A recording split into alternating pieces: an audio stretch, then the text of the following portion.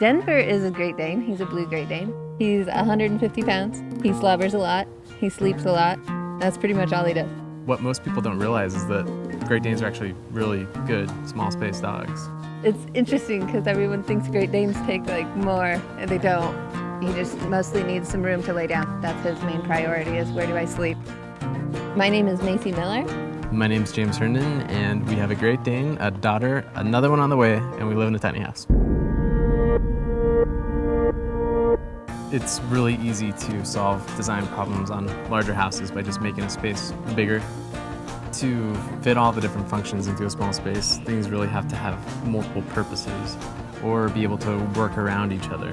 It's not about compromising the way you live, it's about figuring out the way you live and how to make that better.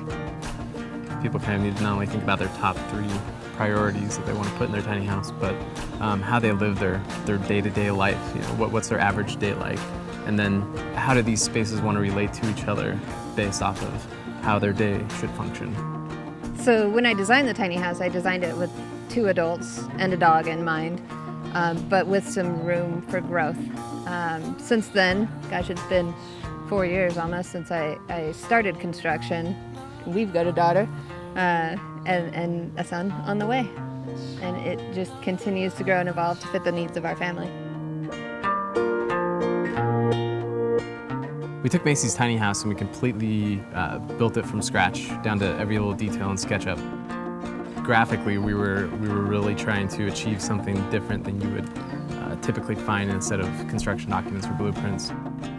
Being able to see how something is constructed in 3 dimensions really lets a person examine it from all angles and get an idea of how something really goes together. It's no longer representational of what you're going to build, it's actually pre-building what you're intending to build down the line. It's funny because the tiny house movement, it's not about the house. Constantly people who live in tiny houses constantly say it's not about the house, it's about the lifestyle it provides.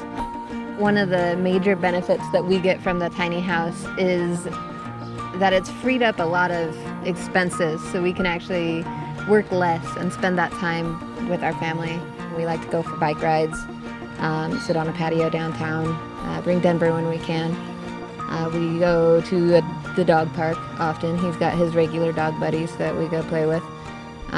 We take our daughter down the green belt. She really loves her little cart behind the bike. And I think that we've lucked out in a way to be able to raise our family this way. I am really grateful, honestly, for this lifestyle at this point in time in my life.